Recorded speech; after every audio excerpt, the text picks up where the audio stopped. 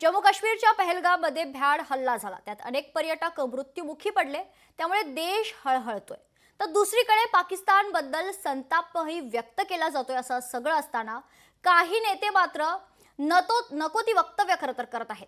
वातावरण गढूळ करण्याचं काम हे नेते करतायत। असंच काहीसं विजय वडेट्टीवार यांच्या बाबतही घडले। पाहूयात यावरच एक स्पेशल रिपोर्ट।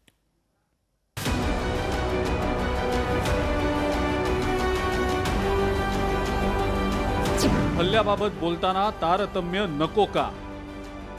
वडेट्टीवार आधी बोलले, मग उपरती झाली। भ्याड हल्ला, जीभ आवरा।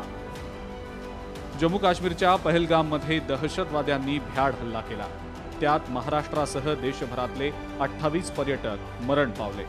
या हल्ल्यात पर्यटकांचा बळी गेल्यानं देशभरात हळहळ व्यक्त होतीये, तर पाकिस्तानबद्दल संतापाची लाटही उसळली आहे। असं असताना काँग्रेसचे नेते विजय वडेट्टीवार यांनी मात्र त्याबाबत वादग्रस्त वक्तव्य केलंय। तो उन्होंने हिंदू का पूछ कर मारा। अरे कोई टेररिस्ट को पूछने तक समय होता है क्या? ये प्लान करके मत करो। टेररिस्ट है, उसको कोई जात धर्म नहीं होता है। पर्यटकांचा धर्म विचारण्यासाठी दहशतवाद्यांकडे वेळ होता का, हा वडेट्टीवार यांचा प्रश्न। त्यानंतर मात्र वडेट्टीवार यांच्या या वक्तव्यावर टीकेची झोड उठली। इथे बसून कुठेतरी अशा प्रकारचे स्टेटमेंट करून नातेवाईकांच्या जखमेवर मीठ चोळणं, याला मूर्खपणा म्हणावा की काय म्हणावं मला समजत नाही।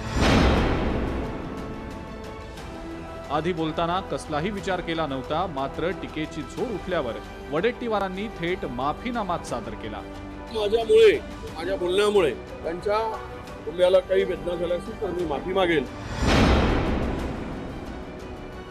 आधी बरळले, मग सावरले आणि त्यानंतर सारवासारव केली। असा प्रवास अवघ्या एका दिवसात विजय वडेट्टीवारांनी केला। आता जरी त्यांनी माफी मागितलेली असली तरी भाजपनं मात्र त्यांना माफ केलेलं नाही। अशा वक्तव्याला केवळ माफी मागून होणार नाही। खरं तर बेजबाबदार स्टेटमेंट करायचे, समाजाचे मन दुखवायचे, वस्तुस्थितीचा अभ्यास करायचा नाही, मीडियाचा स्पेस घेण्याकरता बोलायचं, पण एका आपल्या बोलण्याने समाजावर काय परिणाम होतील। नेते म्हटलं की ते आरोप आणि प्रत्यारोप करणारच। टीका करताना एकमेकांवर कुरघोडी करण्यासाठी ते अनेक कोट्याही करणार।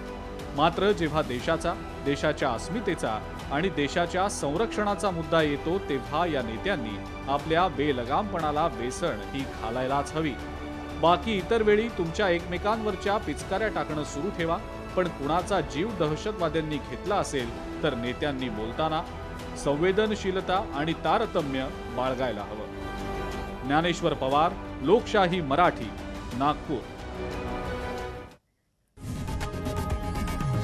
लोकशाही मराठी ऐका, पहा, जागरूक रहा।